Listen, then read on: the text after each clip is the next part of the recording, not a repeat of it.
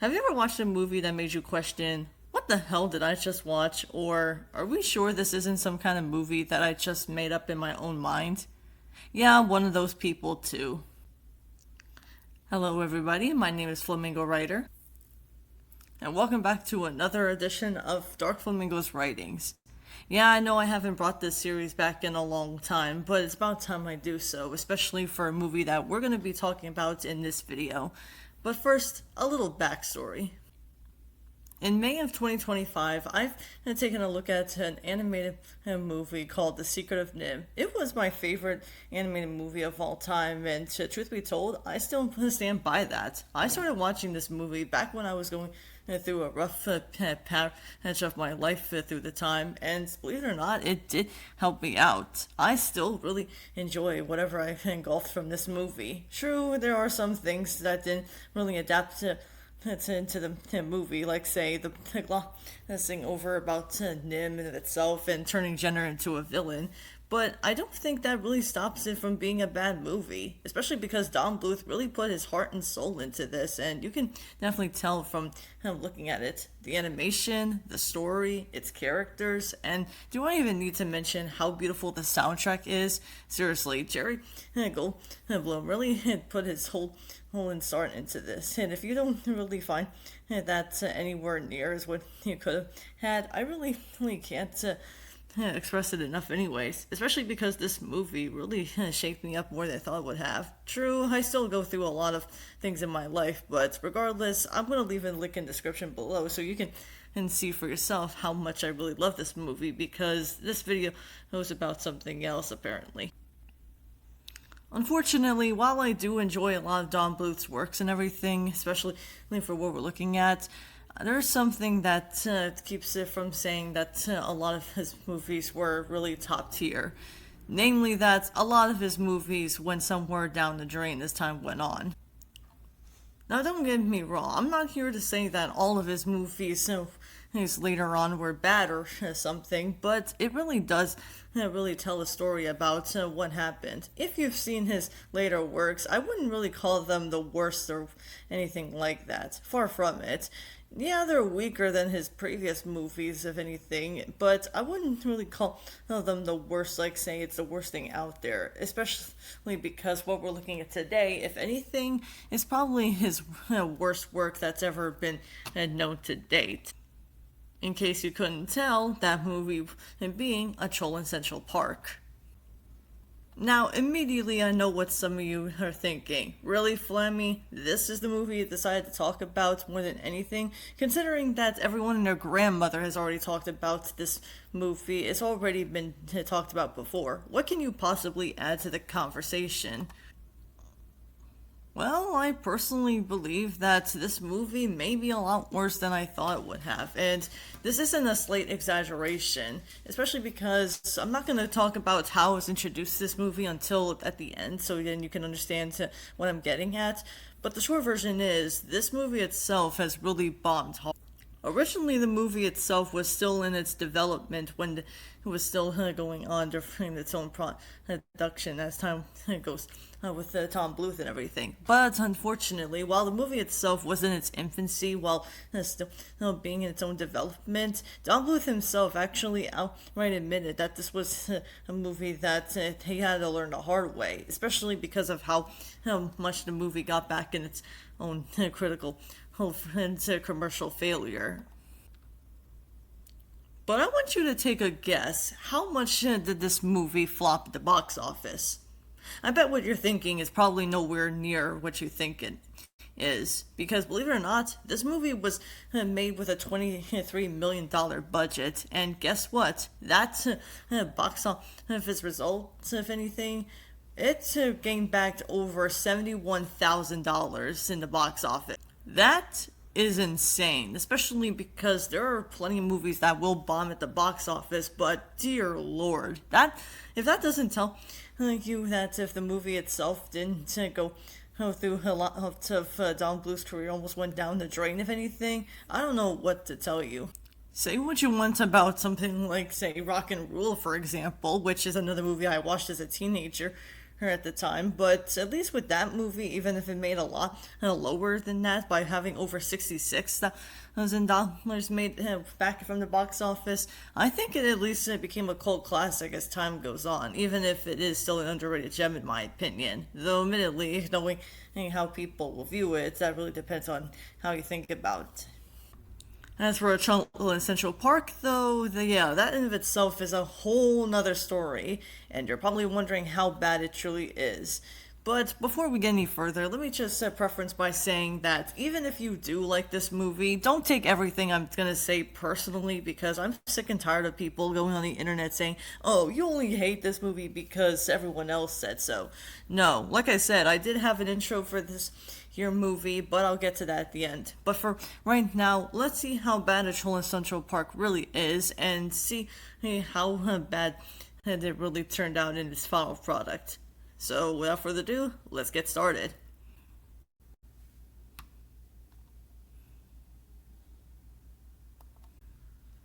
So I think it's only fitting to talk about the premise if you want to know how bad this movie truly is from the start. And before anything, I'm gonna compare this movie to other Don Bluth movies just to give you an idea how bad these here movie really is compared to those. And I know what you're thinking, and yes, I do apologize if it is kind of tedious to do that, but you try figuring out what this movie is in some cases here and there. But it's hard for me to describe the premise because I don't even know where to start. The movie itself is about our main character, Stanley, who is a good troll. A very good troll. The movie's words, not mine. And as you can probably imagine, yes, he has a glowing green thumb that can and to plant any kind of flowers as he presses it on the ground and other stuff as it's turned. However, after smelling an aroma of flowers, it's here where we meet our main character, Queen Ganorga, or some people call her the Queen of Mean from this movie. And as you can probably guess, she exiles Stanley, so much so that he lands up into a place where she thinks that he won't be able to plant his flowers whatsoever. Where he meets up with two kid characters, although you can only see one on the screen here, where he can and help them make their dreams, or his dream, come true. Okay, where do I even begin with this? First off, for a premise about a troll that tries to talk about, having about flowers and everything else, let me tell you, his goal in mind is basically about him wanting to grow flowers and also be safe, which I'm just gonna point out to you, it's very ridiculous, and what's more, this doesn't sound like a movie, at least to me it doesn't. In fact, it kind of sounds like something out of a Disney short. Remember those silly symphony shorts? Yeah, it kind of sounds like one of those. The cheekiness of a very short film that you can just watch at your own leisure, and yet somehow you manage to at least make it sound like that rather than a movie. Like, I'm not trying to be rude or anything like this to Don Bluth, because I want you to bear in mind when I say that I really don't think this is Don Bluth's doing. I don't think he was just trying to make something up as time goes on. I am going to be critical, don't get me wrong, but I'm not going to go ahead and say things like, oh, go after this guy because I hate this movie. I'm not one of those. I'm not asking any harassment or anything because I do not condone harassment in any kind. What I'm saying is that it just sounds like to me this doesn't sound like a movie at all. It just sounds like a silly symphony short that you would see before watching a movie. And before you say anything, I get that some people are going to say to me that, oh, but this can work for a movie. Well, personally, I don't think that's true, especially because throughout this movie, it's really hard to swallow what I'm getting here. Like, if you don't get what I mean by that, I'm just gonna come out and say this. The movie itself, if you want to know how long it takes for it to get going, it doesn't take anything near what it's supposed to be. Because get this, the movie's pacing is horrendous. It's about 75 minutes long, and yet for some reason they pad it out from an hour long to 15 minutes near the end of the movie to do something. I'm being dead serious. This movie's pacing is so bad that it kind of feels like they were drawing out the movie so far along than they could have been, and yet for some reason they still decided to screw it up by just saying, oh, we might as well take its time if anything. And I know some of you are probably thinking, well, maybe it's called a slow burn. And to that I say, if this was a slow burn, things would still be happening. Yes, when you have a slow burn, things happen slowly, but they have to at least not go underdeveloped and be rushed out, if anything. They need to take their time. But when it comes to a movie, the least I can come up with, at least in my eyes, is that they don't really do anything in this movie. And what's more, the pacing itself really does establish less more of a movie and then see something else anyway. I'll put it to you like this. I'm not going to compare this movie to The Secret of Nimrod because that would feel like I'm too fangirling over it. But comparing it to a lot of Don Bluth movies, let's talk about a different Don Bluth movie that has its pacing, but you get where they're coming from. Let's say An American Tail, for example. Now, admittedly, you could argue that An American Tail actually does have its own ways of pacing, but there's a reason why I feel like the pacing does it better there than it does here. Things happened throughout the entire movie, and you get the idea that there were times where the movie did take its time anyways, but there was one goal in mind. Fievel wanted to try to find his own family so he can get back together with them. Before that, we actually do get to see what the characters were like when they were established, and what's more, we saw what was going on in the movie as time went on. Fievel and Tanya were getting their gifts from their papa, and Papa was telling them a story about the cat.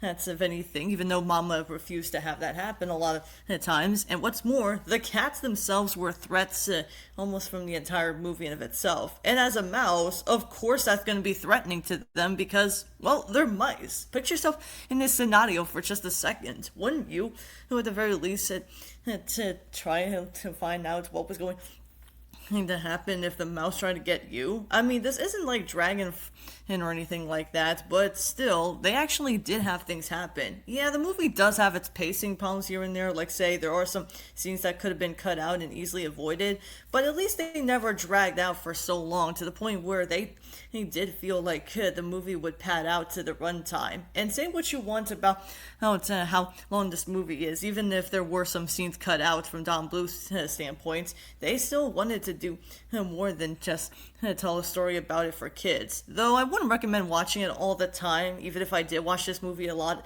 more than I thought I did as a kid, and no less. But even taking that in, what I'm saying is that American Tail actually did do things more than its predecessor, and you know what? That's what I really do enjoy about American Tail. It's not my most favorite Don Bluth movie out there. It would probably be in the top 3 or top 5, but it is something that I would advise you to watch, at least if you're in the mood for it. Compare that movie to something like this, doesn't really seem to do itself justice. And I'm being dead serious. Whenever I tried watching this movie again and again and again, I had a hard time understanding what the fuck was going on throughout the entire movie, and yet after all of that, it felt like the movie itself, when it comes to development, they sounded like they had a little story, but they had more filler and a story, and that should not be. Look, I'm just gonna say this as a writer myself, so bear with me for what I'm about to tell you. If you're going to create a story, do something with it, and if you're going to create a slow burn, at least have things happen slowly, but not overdevelop themselves, because if you do, you're not going to have enough of a story to commit otherwise. I mean, we could barely tell what Stanley's motivation is beyond, oh, he wants to create flowers and such because, well, that's how he wants to do it. I'll get to the characters in a bit, but really, that's literally how this entire segment feels like if you want to. It feels in any sort of way. And if it seems like I'm rambling on just for this chapter alone, don't worry, my lovely people. We're only just getting started. So yeah, not off to the best start out there, but hey, we might as well just say that if you're going to create a premise, please try a little harder. And I'm not gonna mince words. If the movie itself was gonna be in its own development, if this movie's anything to believe by, I would have at least wouldn't be so harsh on this premise, if anything to judge by. Like I said, you can have a premise take its time if you want to, but at least establish things like the characters, their motivation, and as well as why we're supposed to care about them. Because if not, well, this is the final result, if anything. But, oh boy, like I said, we're only, and it's just in its beginning, so let's buckle up to the next chapter.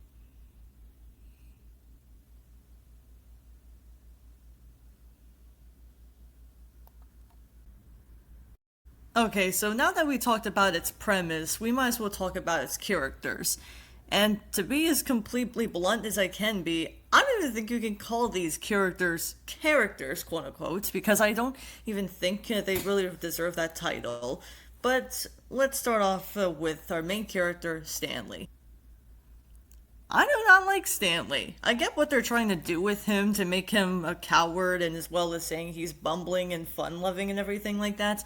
But the truth is, I don't know what they're trying to do aside from saying he's just a coward who has a green thumb that can do practically almost anything it wants because it does what the plot demands. I fucking hate this plot device. I really do. But yeah, this is enough to say that the movie itself doesn't even know what to do beyond we're only going to establish this character trait because so and so. And I hate to be that guy, but I just need to ask this question. Why the hell, if he's a coward, doesn't really get to do anything? I'm not asking him to fight some kind of monster or anything like that. And before you say anything, I get his design looks ugly, which we'll get to the animation in a later chapter, if anything, like the next one. But I'm just saying, guys, Stanley's motivation is just nothing more than saying he just wants to plant flowers and stay safe. That's it. That's literally all you're gonna see about his character, if anything.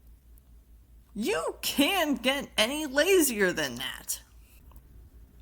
And I know that some people are going to say that the cowardly characters have been done before, and don't get me wrong, they have been done numerous times before. And let me tell you, Stanley's character is one character that you can't really get any enjoyment out of it because he just lays around all the time while making dreams come true. What is this, a Disney movie? I wouldn't be surprised. Like, seriously, I know that Disney movies have their cheesy and cheeky moments every now and then, but at least they actually put more thought into those, and that's saying a lot. Especially because Stanley himself really does nothing throughout most of this entire movie beyond he just wants to plant flowers, and he's a coward not knowing how to do so already. Also, for some reason, I just don't understand how can you make a character this cowardly and not do much about it. Now, I'm not asking for much, like I said, but let's compare this to another John Bluth movie, if anything. And I might as well talk about The Secret of Nim, if anything, because honestly, when it comes to the character Mrs. Brisby, she actually does have a lot more character than the troll could ever hope to have. Yeah, a little mouse can do more than a troll. How fucking sad. I'll put it to you like this. Say what you want about Mrs. Brisby, if anything. Yes, she was very scared of everything, and if you have seen this movie like I have several times already, then you already know what I'm talking about. Mrs. Brisby wasn't really the bravest character out there, but at least she actually did show signs of that anyways, while still trying to find her own determination. Put it simply, she actually does show she has a little more to her than just saying she's a coward and everything. Let me put it into like this. We saw her being scared of Dragon, a cat who tried to devour her and almost killed her like they did with her husband and Jonathan. Then there was also the fact that she was scared of heights. She was not the bravest when it comes to going outside of her own will, if anything. And she had no other choice but to do it. Seriously, who else would be able to do it?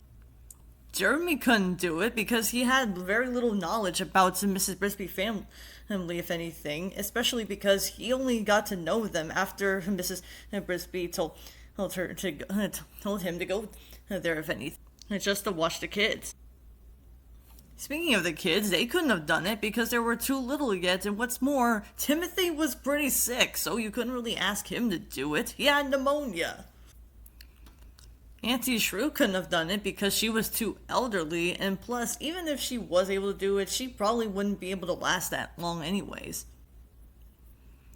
The same could be said with Mr. Ages. He was pretty elderly, and as we see in the movie later on, he broke his own leg, if anything. So yeah, he would be pretty helpless, and what's more, he'd be crippled the entire time.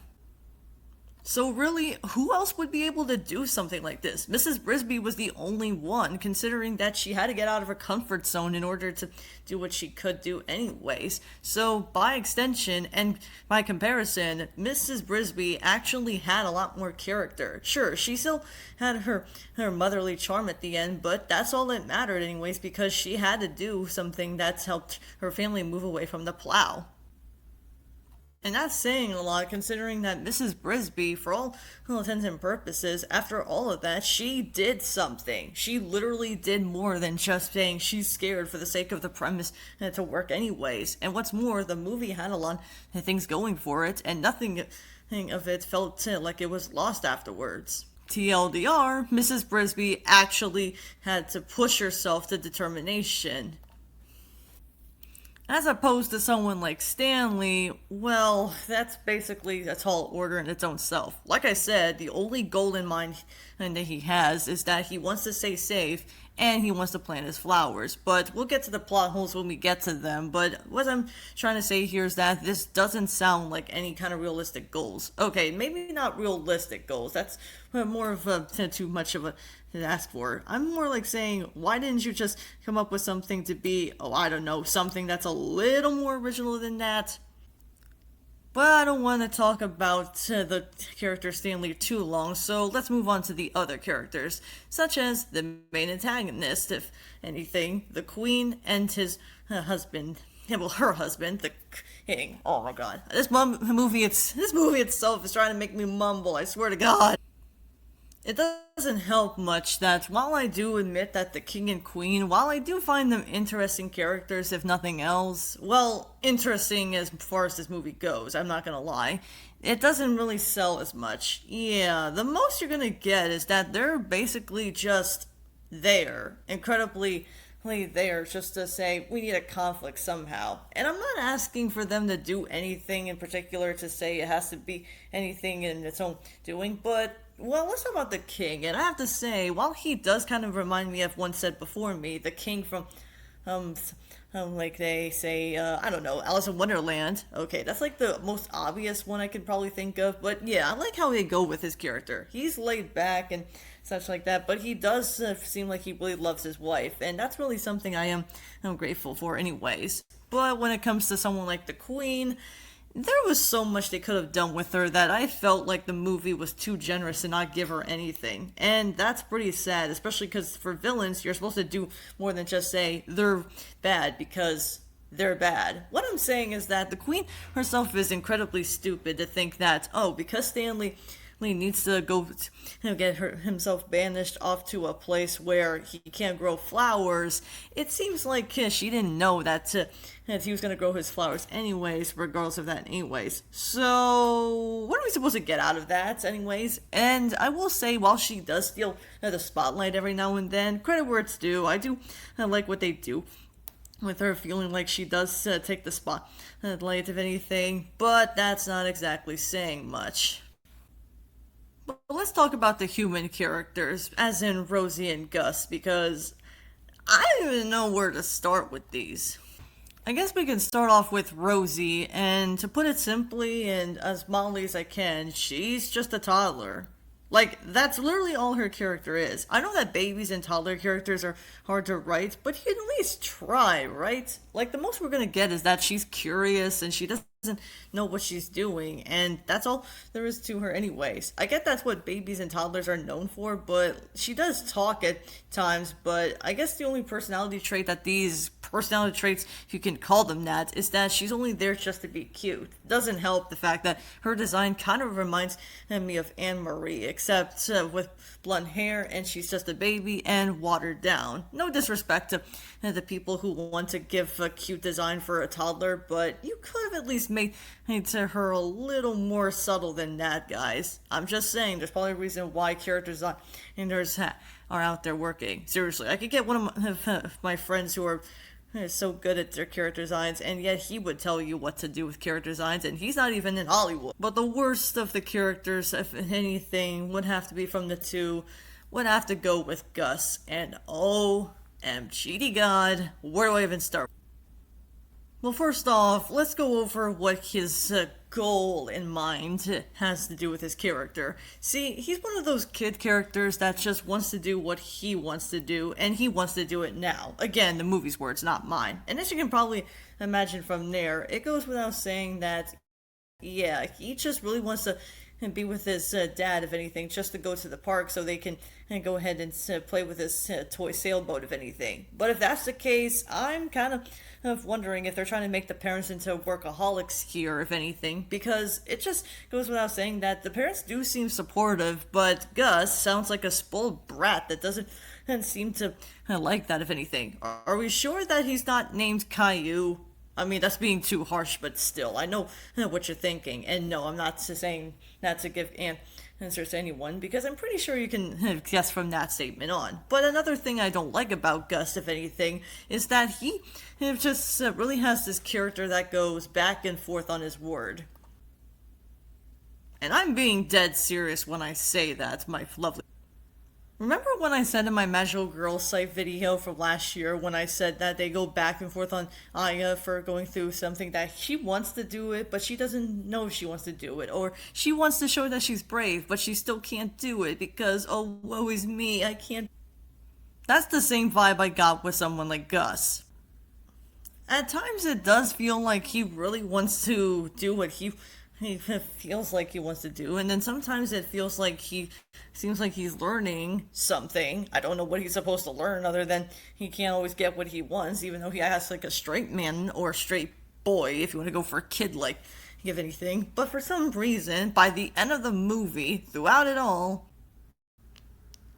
at the end of the movie, he learns virtually nothing. Like, he just asks his dad one final time, can we do what I want to do? Like, seriously, I get that some people are going to say I'm taking this too seriously and I'm harping it in, if anything, but come on. Throughout this entire movie, even if anything, even if it doesn't seem like he had anything to do beyond he had to watch magic happen out of his ass and everything, it seems like everything that's been happening so far, he learned nothing except demand it more. Remember, kids, if you want what you want to do, and you keep begging from your parents, keep begging for it until you get it. In other words, demand it more. I'm pretty sure you'll get everything you want in life. Fucking blow me out of the Flamingo pond, why don't you? And look, I'm not as stupid as you may claim, I think. Thinks I am anyways. Maybe I'm just being too harsh because this is one of those cases where the movie itself is trying to establish that there's supposed to be some kind of rule, if anything, especially when it comes to the logical sense as much as it can be. And that's really what I'm trying to see here. I get that. But part of me feels like if you're going to do something with a movie that has a lesson in it, don't you think you would at least try to show that kids can't always get what they want? And if you really think I'm being too much on this part, I'm not even kidding. The movie itself just feels like everything that has to go their way means that you have to demand it more and more every time you get so. And I know that something that tells me that people are going to think I'm taking this too seriously, but as writers go, what do you think it's supposed to be? Hey, I'm not supposed to take this as sugar-coated as you think I am, and yeah, I know that I'm not really someone that's one for animation, but I think you know what you're getting at when it comes to the next.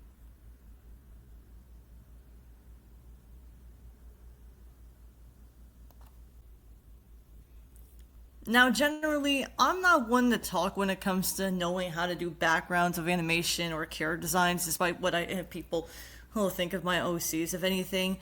But I really feel like I don't really like this animation. I'll put it to you as simply as I can, and hopefully this chapter won't take as long as the previous ones, but you'll have to understand what I'm.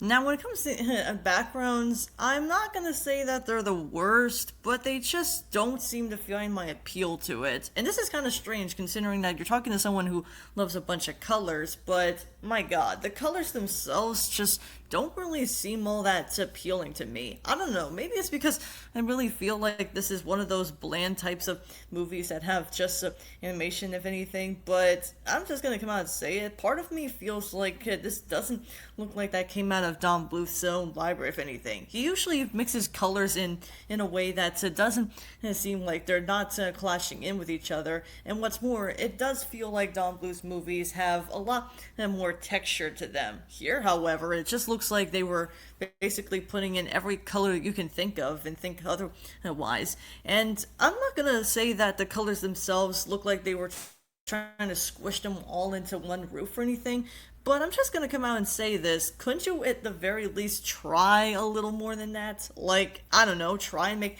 the animation something that doesn't look all that too bright and colorful. Compare this to something like, say, The Land Before Time's backgrounds. The backgrounds in The Land Before Time, in my opinion, are a lot more stunning, and they weren't as brightly colored as they are anyways. Every time the animation of the movie does change the scene every now and then, you get to see how beautifully vibe they were. Sometimes it goes with the tone they're sometimes into it. Like, say, for example, when there's intense moments, they'll use some dark and other colors to make it more intense. When it comes to something that's beautiful and soft and ballad, you get to see this kind of background. Whenever you see something that's tragic happening, they usually turn into a dark blue or something. And when it comes right down to it, that's a nice way of representing the way in a very subtle yet beautiful way of presenting the animation in that. As opposed to a Troll in Central Park, however, it just seems like they're trying a little too much on their own need anyway. And this is coming from the same people who gave us Thumbelina in the same year as this one. So, at least with Thumbelina, another movie from Don Bluth that, while it is bad in some ways and in some ways it has its moments, they knew what colors they can use and make it vibrant, if anything. Now, like I said, Thumbelina has its moments here and there, but I think the backgrounds and the character designs do look a lot more appealing, and even then, they still managed to do whatever they could do to make it stunning, and they knew how to put their animation into great use. Where's that in Troll Central Park is beyond me. But speaking of character designs, holy shit, I did not like any of these character designs whatsoever. Like, I did say that I didn't like Stanley's design, and I'm just gonna be as blunt as I can. I did not like Stanley's design whatsoever. He may have the worst character design I've ever seen out there, in my opinion, and let me go over why that is. Seriously, his design kind of reminds me of Bilbo Baggins if he had a lot uglier design. Like, seriously, how sad is it a hobbit can look a lot more better than you? And that's kind of telling, considering that I'm someone who doesn't judge people by their appearances or characters like that. The one thing I can say about Bilbo Baggins is that at least he actually had a cuter design, and what's more, it made it more sense what he looked like. Here, however, it looks like they try to make Stanley look like something like that, or maybe a troll with a tail. Yes, Stanley has a troll's tail or something. I really don't know what to say. And yeah, I mean, the flowers themselves, if anything, but let me talk a little more about Stanley's design first before I get to the flowers. Yeah, to put it simply, I don't like not just Stanley's design, but I never really liked the pink button nose, if anything. Yeah, I know that some people like that to put it cute on some characters, but I personally never liked that myself. It just grosses me out. And then, yeah, the flowers. Can I even say what these flowers look like? They look like they came out of Alice in Wonderland. I know that Don Bluth came from Disney before he went on his own, if anything, but this is just too much on my end. I already went over Rosie's design, so it bears repeating here, but again, you could have done something a little more subtle than just say he looks like a toddler and has a little bit of Anne Marie's design. Like, at least with Anne Marie's design, it was meant to look a lot cuter, and what's more, it's kind of sad that you have to have a little girl, that's supposedly someone that's older, go so far out of their way just to make sure that she looks cuter than a toddler. Like, seriously? And then there's also Gus's design, which his human design may not be anything special, but oh dear lord. When I looked at his troll design, if anything to judge by, let me just say, if this is supposed to be a troll, how come he has a snout? Like, seriously, he looks more like a pig than a freaking troll, and I don't think that was supposed to be the intent. Or there's some kind of other animal, like a warthog or something, I really don't know. I know that there's kind of a different species of pigs out there, but you tell me in the comments below, or if anything, what does his design remind you of when he turns into a quote unquote troll?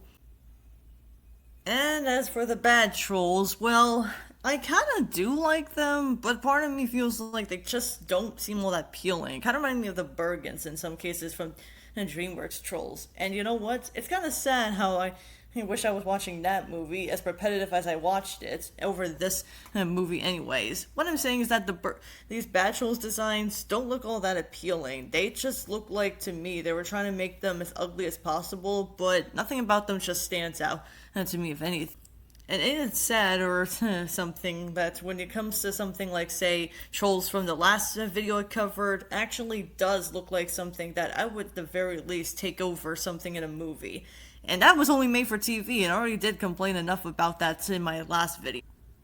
So yeah, not the greatest animation, but still, I don't want to bitch about it too much, so let's move on to the next chapter.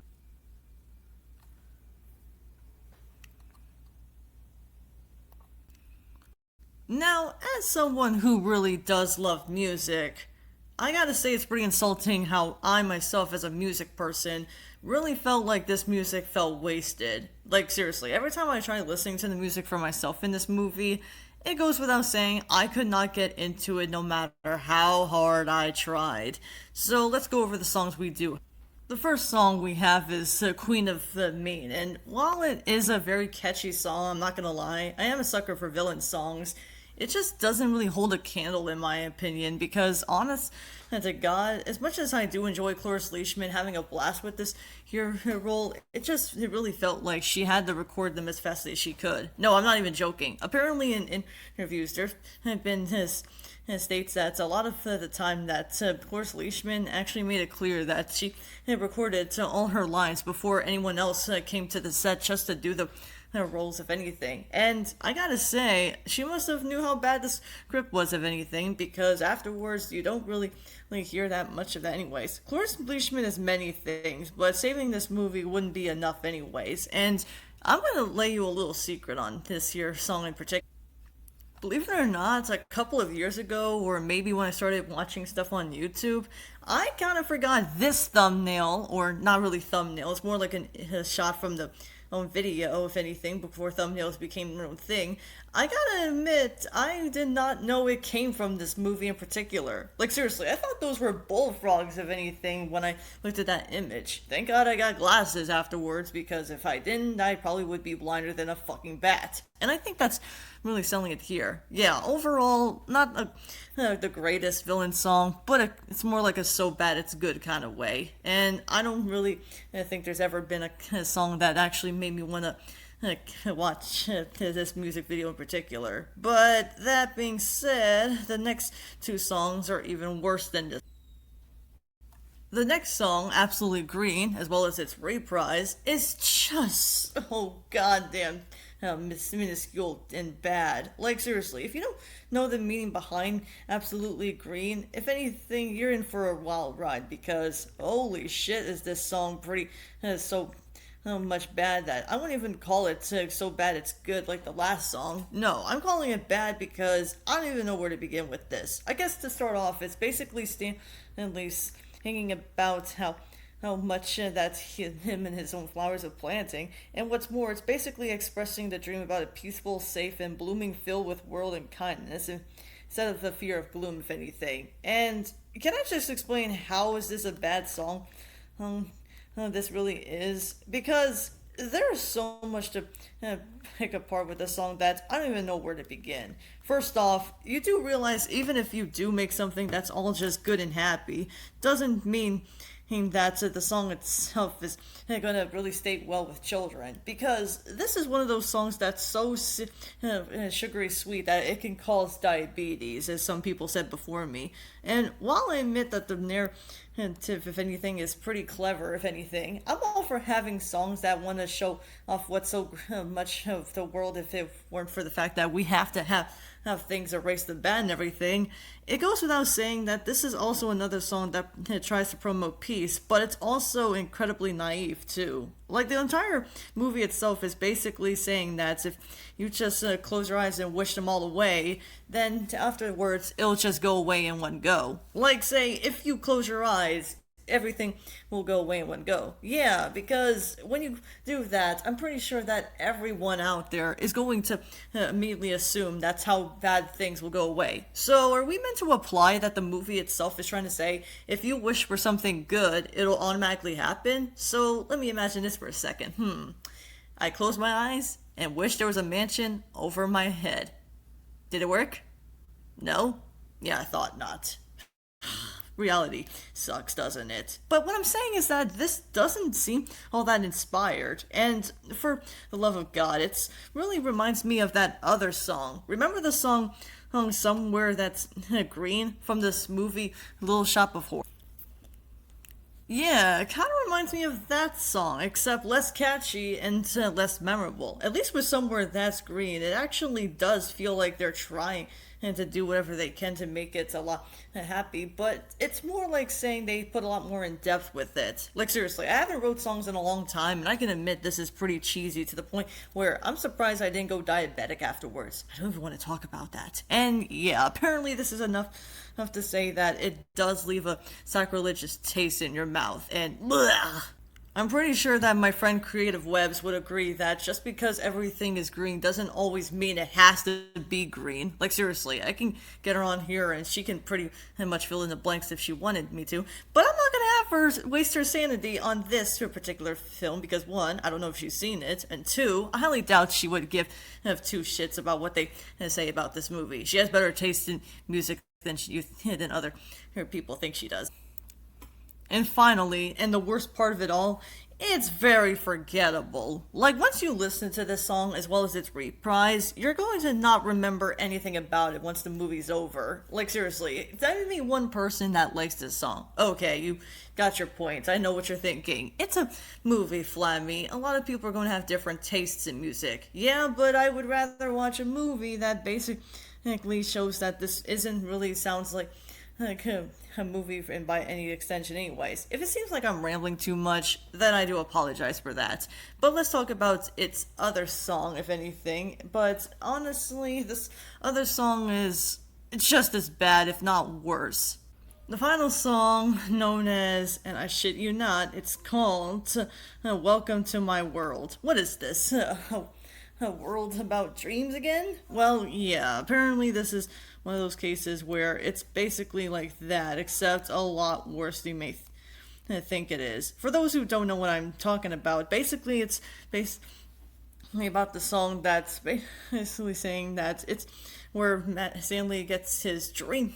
This dream boat, which is basically Gus's boat, that really starts flying, if anything. So, yeah. But this is basically about creation versus destruction. In other words, the song itself is basically saying that it's one of those movies of the song that's trying to say that if you close your eyes and make everything dream or something and use your imagination, it's really one of those cases where, you know what, if I seem like I'm rambling, it's because I don't even know what to make out of this song entirely. Like, seriously, I can definitely tell you it's really one of those cases where I feel like I'm really into some other kind of dream, if anything. So let's get this out of the way. The reason why this is so bad is because, once again, it's one of those sugary sweet songs that tries to make it look like they're trying to make it as sacrilegious as possible.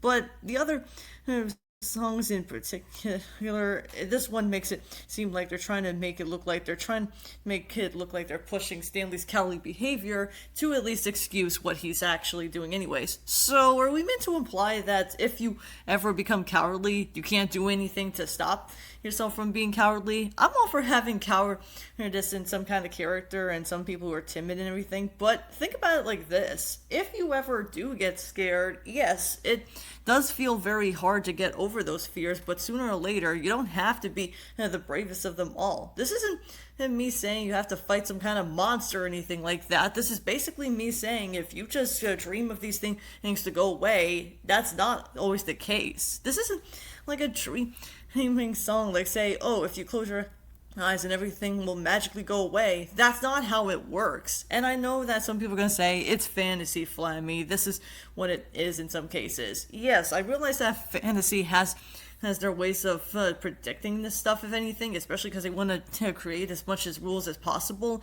But when you have something like this in there, it goes without saying, you're trying too hard to make it seem like it's making everything go away. Seriously, if you're gonna make this song about dreams, I feel like I'm having a nightmare thinking about what to say about it. Again, I had to rewrite to this script, and I still had to ramble on and on about what the hell was I getting at. I had to listen to this song, unfortunately, so many times, and I still couldn't comprehend what the fuck they're trying to say. Look, ignoring all of what I said here so far, I really do feel bad I couldn't get into these songs as much as they have. Hell, even Don Bluth's weaker films had catchier songs than this. And that's not a good thing. Anyways, enough rambling about that. I think it's about time we move on to, unfortunately, or fortunately, depending on what you're asking for, another chapter. I see what some people are going to say to me. This video's running on too long as it is, but believe me, I don't like dragging out these videos so long, but I have to at least get out what I can. So, proceed.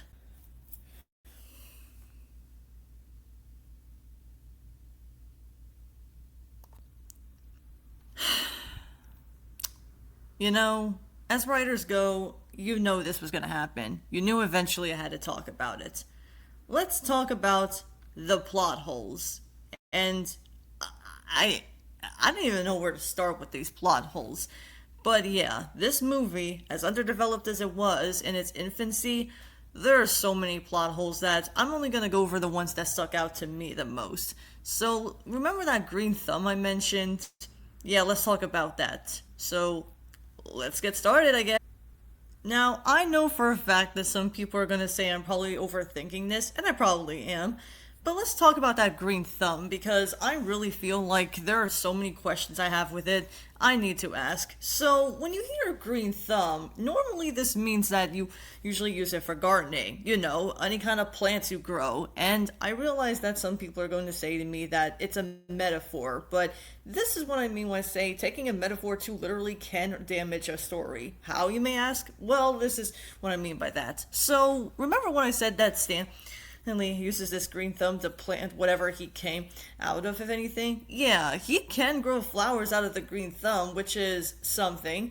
But it also goes without saying that boat that I showed in the other image really does show that came out of his own green thumb. Like, how? Like, seriously, I'm being dead serious. How does a green thumb plant a boat or something? Or are you meant to imply that's supposed to be a dream, if anything? If so, it doesn't make any sense because throughout it all, it seemed real and it didn't seem like anyone else was seeing what that is. And this is the most head scratching I can't get out of my mind, anyways. If this is supposed to be some sort of dream that's supposed to come true, especially with comes to the green thumb, if anything, then why the hell did this green thumb out of nowhere come into the source of saying that everything can come true just by doing so already? I realize that people are going to say to me this is just asking too many questions, which you can insert the joke right here if you want to. It just raises too many questions. The only thing I can only theorize is that maybe they're trying to imply that maybe this is just him dreaming about it, and maybe it's not true. But it can't be because the kids were there with him the entire time, and you can't make this shit up as you go along. But then there's also the fact that Gus started crying in one scene, which is basically him somehow creating the flowers or somehow creating a flood or something. Like, seriously, when you watch the movie for yourself, he starts crying, and then all of a sudden, the flood itself of tears actually he had the whole thing turn into some sort of water, like he's in some kind of ocean or river or whatever. What is this, Alice in Wonderland again? And yeah, this doesn't make sense because for some reason this actually makes him grow, if any, if the flowers grow or go away for a bit or something. Seriously, the animation's all over the place is what I'm saying. And yeah, for some asinine reason, for whatever reason this is anyway, Queen Ganorga somehow controlled him from crying anyways, so what the fuck are we supposed to get out of that? And then, speaking of Queen Ganorga, So, you remember when I said that Queen Ganorga actually vanishes off of Stanley and trying to find a place where he can plant his flowers? Well, this doesn't make any sense because, like I said, it seems like Stanley can create any kind of flowers he wants, even regardless of that. But speaking of which, speaking of thumbs, it's really ridiculous how she has a thumb herself, too. I don't know if you can see it on screen or not, but yeah, she has a black thumb, although some sources say she has a purple thumb and some say black. I really don't fucking care at this point. Yeah, apparently Queen Ganorga herself has this black thumb, and yet for some reason she can basically use that to create some kind of storms and somehow get Gus to cry, turn him into a troll, and somehow, I don't know how, she can actually turn these characters into stone. Now, that in itself doesn't sound like a bad idea. It does sound like a threatening character along the way, but it doesn't really work in a lot of ways. How? Let's go over it. First, for Queen Ganorga, she could have at least used that black thumb and just threatened Stanley and say, if you don't go so far as to knock it off with these flowers, I'm gonna turn you into stone. Yeah, it's intimidating and probably too dark for its own good, but come on, it could at least be he working it for Stanley just in case he does do it again, even if it's by accident. Second, even if you could ignore all of that, however, this black thumb comes right the fuck out of nowhere. Like, I'm being dead serious. The whole time when watching this here movie, I kind of have to say they probably shoehorned in this whole thing in order to make it look like we might as well just take it in and say things like, oh, we might have Queen Ganorga have a black thumb, but let's just use that later on in the movie. So that just begs the question, why use it later on if you could just do it in the beginning? We've seen her turn some trolls into stone before, so what the hell are we supposed to get out of that? And this is another question I don't hear many people talk about, so let's talk about that whole good troll minute in a second, shall we? Throughout this entire movie, we only see Stanley as the only good troll of the movie, so this does raise up a lot of questions that I don't think anyone I've seen talk about this movie and have even bothered to ask this question. Are we meant to imply that Stanley is the only good troll left, or are we meant to assume that he's just an outcast? As I said in one of my live streams before, I don't mind outcast characters because I personally feel like there's a lot you can do with them. Yeah, you've seen them done before. They're outcasted by society and they get shunned out by the same species or sometimes even different species of anything. But the problem I have is not that Stanley's the outcast or anything like that. The problem is that I'm not so sure what happened to the other good trolls, or better for worse, are we meant to imply that the only good trolls we see here is that the other trolls got turned to stone? That would have been pretty dark for its concept, sure, but it just really sucks when you realize that Stanley, of all the intents and purposes, doesn't really seem like he has anyone else besides him and himself only. Because as far as I can tell, having a good troll being outcasted by that can lead us into wondering what happened to the other good trolls. Maybe they were banished, maybe he was the only good troll left, or maybe they went extinct or anything like that. We never know. The movie itself never bothers answering any of these here questions, and we're meant to imply that that's really what the movie goes with, and it comes without saying that it seems like the movie's trying to say you can theorize what you want. I'm all for having theories, everybody. There's nothing wrong with having that every now and then, but if you don't bother to answer some questions, sooner or later the audience is just gonna be confused and bother her with so many questions and leaving us to answer the question. Why not to just do it that way? And that's something that not every story should have in its own self anyways.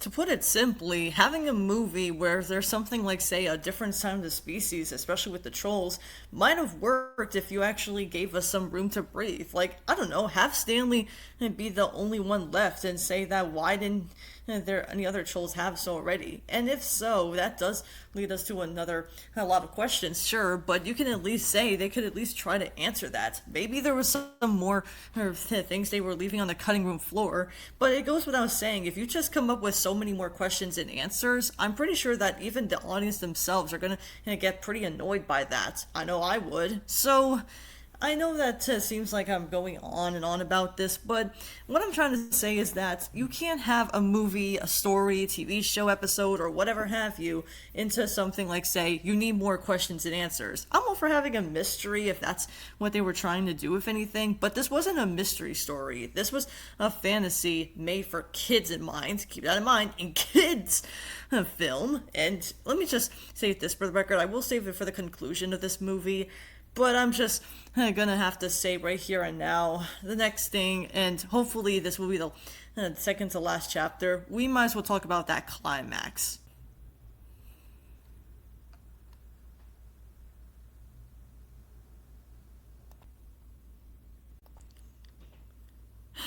You know, as hard as I was on this movie, if anything, I don't think anyone would think I'm sugarcoating the fact that this is probably one of the stupidest, most idiotic, most cop out climaxes I've ever seen in a kid's movie. And that's considering a lot, considering the fact that I personally feel like I've been ranting on this movie for almost an hour or so, depending on how long this video is.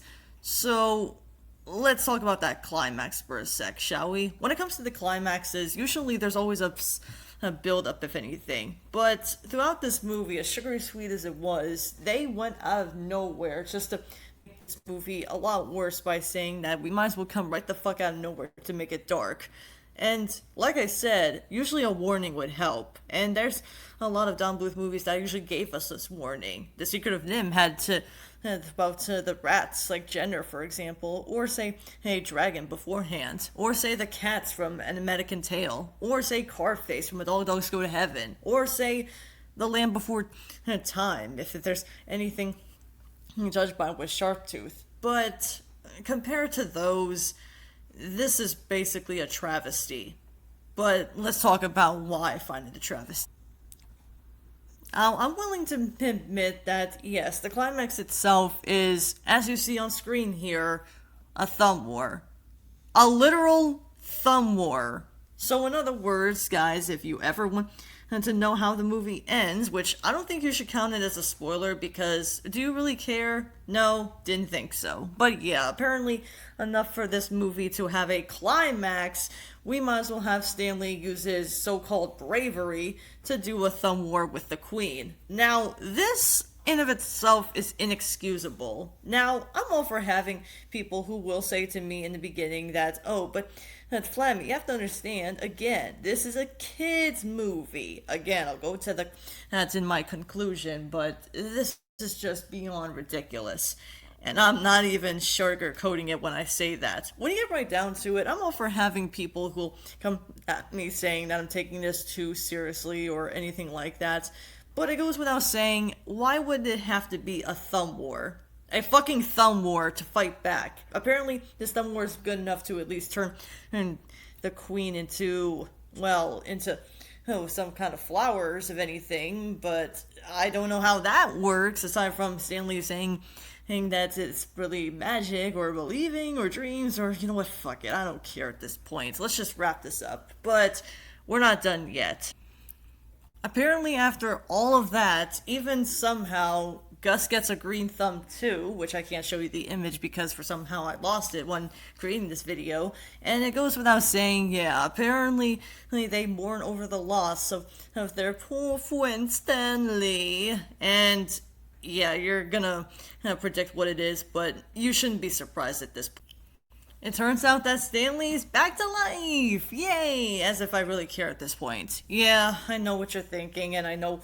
It's a kid's movie! Look, I'll get to it, guys. Just hold your horses. And yeah, this makes even worse because, in case you don't know already, Don Bluth himself wasn't so shy about killing characters off because he knows that kids are gonna have to accept the fact that characters will get killed off. Like Littlefoot's mother, for example, when she was trying to fight off Sharp. Or killing off Charlie just to make a sacrifice when he was saving Anne-Marie from drowning.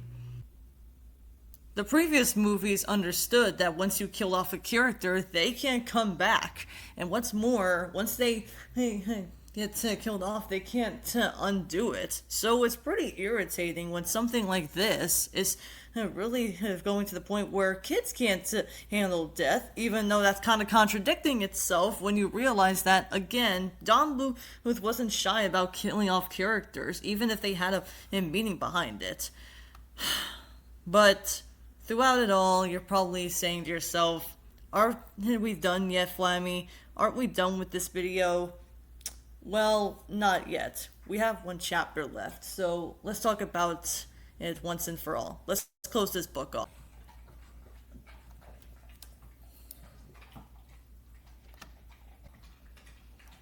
I'm gonna be completely honest with all of you people. This was possibly one of the, if not the hardest movies I've ever had to sit through just to write down. Worse than an adult party cartoon. Worse than Velma. Worse than, say, a Magical Girl site. This movie took me forever to write down what I wanted to say for this entire movie. And yet, after all of that, I still feel pretty much bad for hating this movie, as much as some people have said us people or writers aren't really people for giving our thoughts out. Look, say what you want about Don Bluth's worst movies out there, or at the very least his weakest films out there. Hell, even Banjo the Woodcat had a lot more premise and plot than to do with whatever we had from Patrol in Central Park. You can definitely tell that despite what some of these movies did in execution and all that, none of them really were say, oh, they were bad because nothing happened. Things happened, sure, but they were more nonsensical, and what's more, you can definitely tell there was still things that had on the cutting room floor. If anything, it felt like Don Bluth had his own niche when it comes to something like that. But compared to something like the movie we talked about today, that does ring up a lot of alarm bells. And remember when I said that I had an intro to this year movie? Yeah, there's a reason why I saved it at the end of this video. And it goes without saying, I did watch this movie as a kid. Not on VHS, but I did watch it on TV. Let's go back in time for just a little bit. Back in 2000, when I was 6 years old, I remember I was sick during the time, and my folks thought it'd be best to find a movie on TV for me to watch during the time. And they thought this would be one of those movies I could watch because they know how much I love animation. But I didn't remember much about it when I was 6 years old because I was sick that time and I thought I was making shit up. I watched it 3 years later when I was 9 years old when it was on TV again, but for some reason they aired it on Christmas despite it being a spring movie. What the fuck? And yeah, I know for a fact that some people are going to say that it has the color green, but again, I'm rather have my friends say that just because something's green doesn't always mean it's going to be like that. You can make the judge if you want to. But after that, however, I didn't go back to this movie until around 22 years old. And let me tell you, after watching this movie again, and as of recently right now at 26 years old, going on to 27, I think I know why I don't want to remember this movie. Because it felt like I was on a fever dream the whole time. Throughout this entire movie, it really felt like they were trying to do something to make it stick with kids, but they really failed at it miserably. Again, I'm not going to ask you guys to harass Don Bluth or anything, but there's one less agenda before we close this here video. And that's what I have to say about saying, oh, it's a kid's movie, if anything. Because get this, throughout this entire video, I made it no secret that I really do enjoy The Secret of Nim and what's more, some other Don Bluth movies. But when it comes to the stuff that I'm passionate about, it shouldn't really be this bottled down, so watered down to the point where it's obvious that they had things going for it, but they never did. I hear a lot of people defend this movie because it's a kid's movie, and that to me is what personally hurts me. And I'm not even a kid anymore.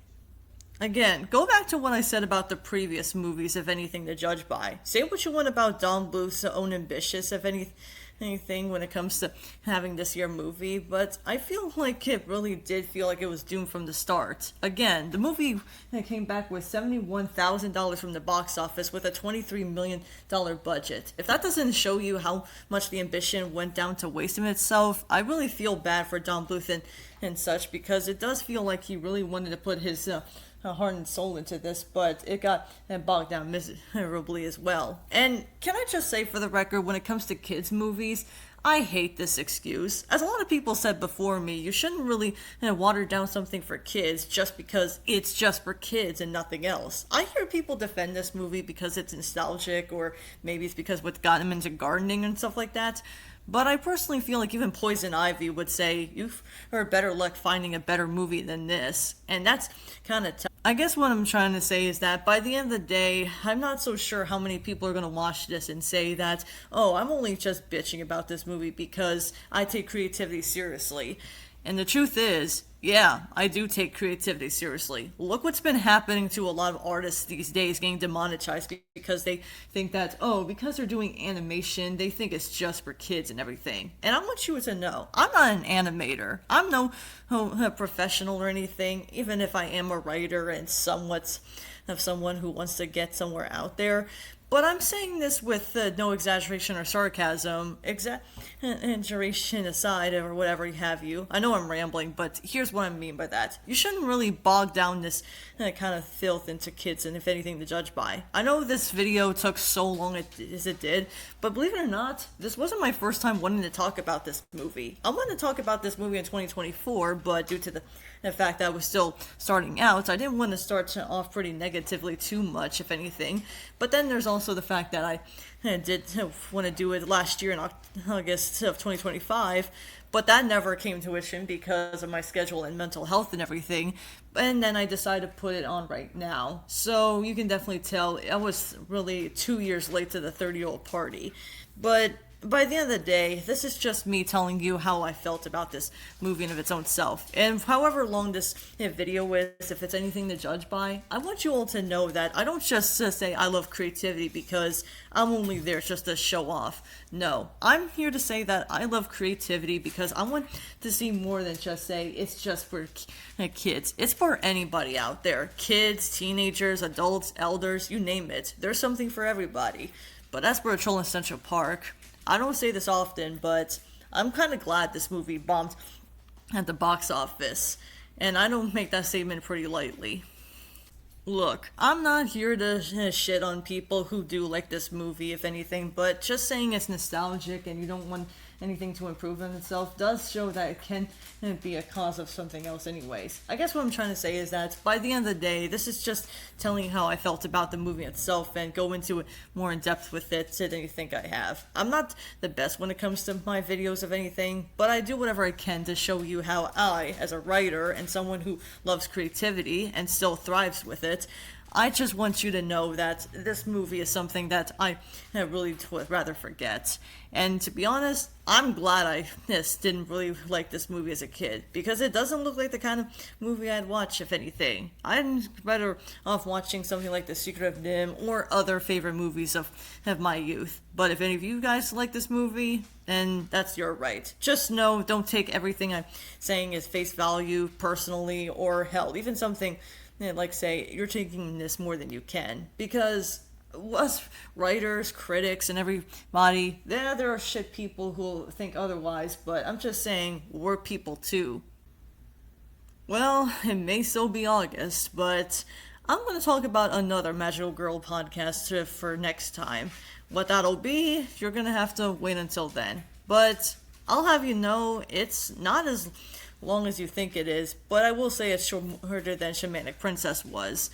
But until then, I thank you all so much for watching. I'll see you all next time, and as always, stay flamingo-tastic. I'll see you all around.